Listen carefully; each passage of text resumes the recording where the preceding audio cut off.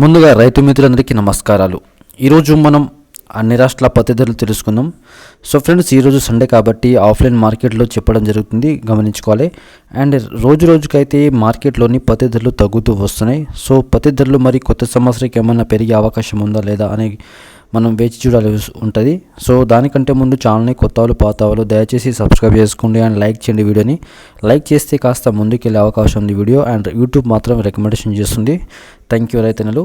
ముందుగా గుజరాత్ రాష్ట్రంలోని కనిష్ట ధర వచ్చి 5,105 రూపాయలుగా ఉన్నది. గరిష్ట ధర వచ్చి 7,355 రూపాయలుగా పలికింది. ఆంధ్రప్రదేశ్ రాష్ట్రంలోని కనిష్ట ధర వచ్చి 4,265 రూపాయలుగా ఉన్నది. గరిష్ట ధర వచ్చి 7,095 రూపాయలుగా పలికింది. హర్యానా రాష్ట్రంలోని కనిష్ట ధర వచ్చి 6,000గా ఉన్నది.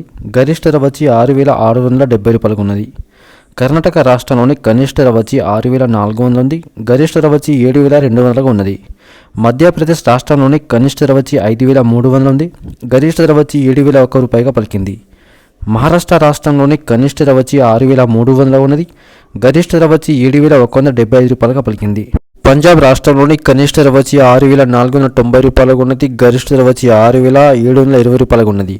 రాజస్థాన్ రాష్ట్రంలోని కనిష్ట ధర వచ్చి 4,000గా ఉన్నది. గరిష్ట ధర వచ్చి 7,500గా పలికింది.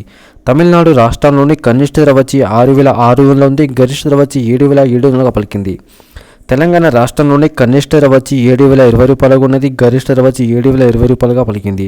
సో ఫ్రెండ్స్, ఈ రోజున్న అన్ని రాష్ట్రాల ఆఫ్లైన్ మార్కెట్లు పత్తి ధరలు మీకు కనుక వీడియో నచ్చితే లైక్ చేయండి, షేర్ చేయండి, కామెంట్ చేయండి, ఛానల్ని సబ్స్క్రైబ్ చేసుకోండి.